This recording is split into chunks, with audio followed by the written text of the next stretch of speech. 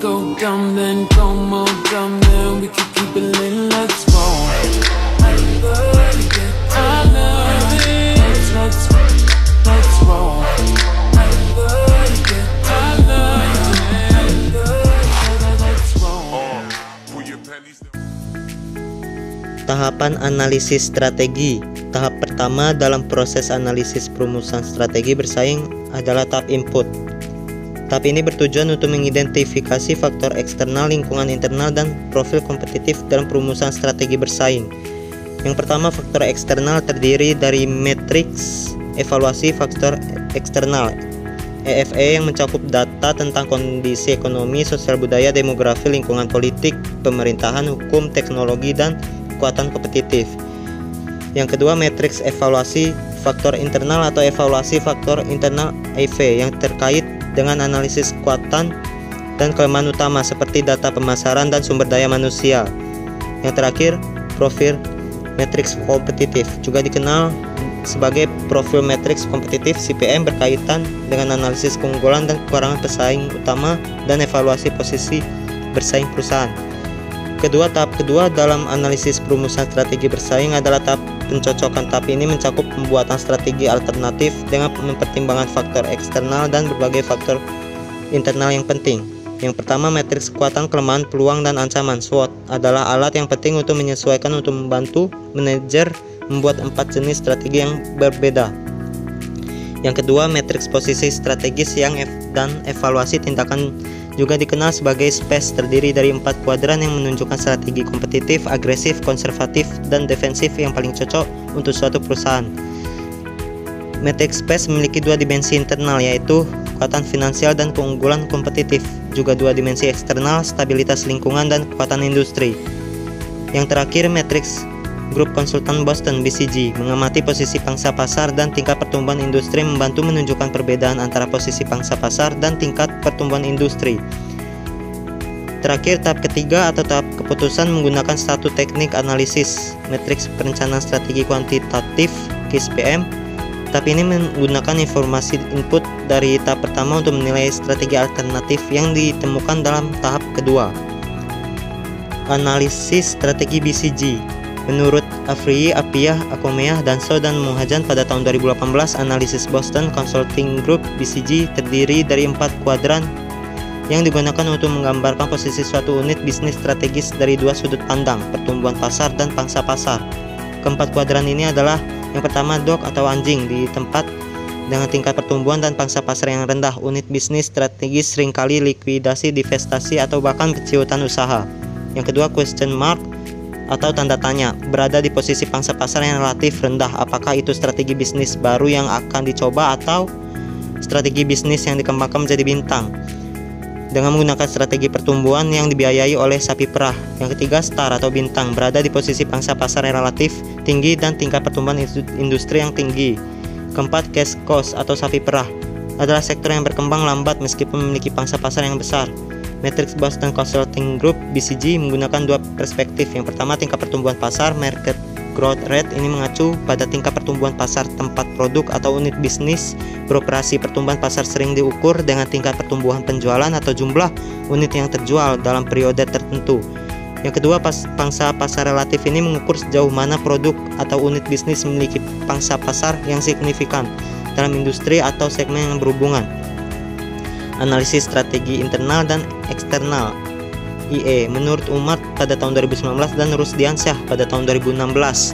Dalam analisis strategi internal dan eksternal IE, matriks IE terdiri dari 2 kelompok: skor total matriks IV pada sumbu X dan skor total matriks EV pada sumbu Y. Pada sumbu X, skor bobot IV 1,0 sampai 1,99 menunjukkan posisi internal yang lemah, skor 2,0 sampai 2,99 menunjukkan posisi internal yang sedang, dan skor 3,0 sampai 4,0 menunjukkan posisi internal yang sangat baik. Matriks IE dapat dibagi menjadi 3 kelompok besar masing-masing dengan pendekatan yang berbeda-beda. Misalnya, yang pertama, dalam kondisi berkembang dan dibangun, unit bisnis strategis dapat dianggap masuk ke dalam sel 1, 2, atau 5 dalam situasi seperti ini. Strategi intensif seperti strategi pengembangan produk atau strategi integratif, baik ke depan atau horizontal, adalah yang terbaik. Yang kedua, unit bisnis strategis dalam kondisi hold and maintain dapat didefinisikan ketika masuk ke dalam sel 3, 5, atau 6. Dalam situasi seperti ini, strategi penetrasi pasar dan strategi pengembangan produk adalah yang terbaik. Dan yang terakhir, unit bisnis strategis yang masuk ke dalam sel VI, VII, dan IX disebut sebagai unit bisnis strategis dalam kondisi yang sulit untuk bertahan serta untuk berkembang dan tumbuh. Dalam situasi seperti ini, strategi pelepasan adalah yang terbaik. Selanjutnya di sini saya akan membacakan tentang analisis grand strategi. Proses analisis ini membantu untuk mengidentifikasi kekuatan, kelemahan, peluang, dan ancaman yang terlibat dalam pelaksanaan strategi besar tersebut. Langkah pertama dalam analisis grand strategi adalah mengidentifikasi tujuan utama yang ingin dicapai oleh negara atau organisasi tersebut. Ini bisa meliputi keamanan nasional, pengaruh geopolitik, pertumbuhan ekonomi, stabilitas regional, dan tujuan-tujuan lain yang relevan. Analisis grand strategi mencakup penilaian terhadap potensi ancaman yang mungkin dihadapi dan peluang-peluang yang dapat dimanfaatkan. Ancaman bisa datang dari negara lain, kelompok teroris, konflik bersenjata, atau masalah lingkungan. Sementara peluang bisa termasuk kemitraan baru, yaitu perjanjian perdagangan atau pergesekan kekuatan global.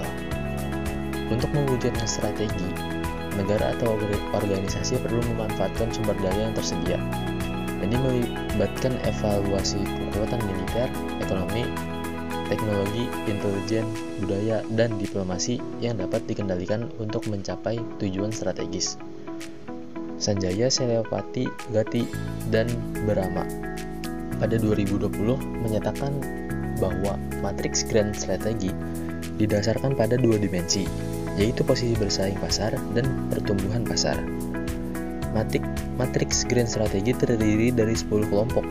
Yang pertama itu ada turnaround, likuidasi, integrasi vertikal, disertifikasi, konglomerasi, konsentrasi, pengembangan produk dan pasar, inovasi, integrasi horizontal, disertifikasi konsentrat, dan kolaborasi usaha.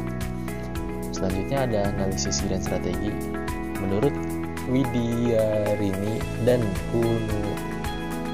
Salela pada 2019 dan Baroto dan Purwoha di Ningrat pada 2014. QSPM adalah teknik untuk menentukan strategi alternatif terbaik untuk situasi 209 perusahaan. Menurut David, pada 2016, baris atas QSPM terdiri dari strategi alternatif yang diambil dari matriks SWOT, yaitu komponen termasuk faktor-faktor kunci, bobot nilai, daya tarik AS, daya tarik total TAS, dan nilai daya tarik total STAS. Metode penggunaan matriks QSPM. Yang pertama ada membuat daftar peluang dan ancaman, kekuatan dan kelemahan di kolom kiri QSPM berdasarkan informasi langsung dari matriks EV dan IV. Yang kedua ada beri bobot pada setiap faktor eksternal dan internal kunci sesuai dengan matriks EV dan IV.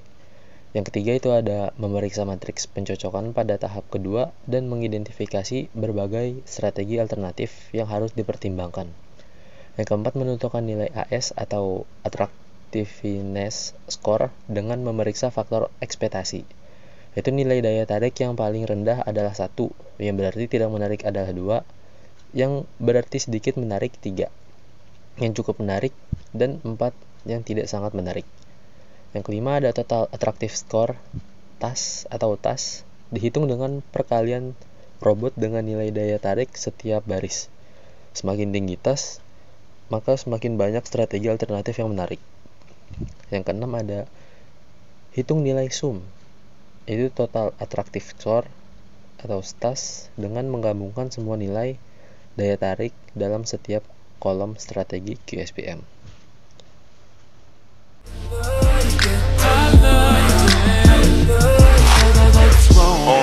Pull your panties down from under you.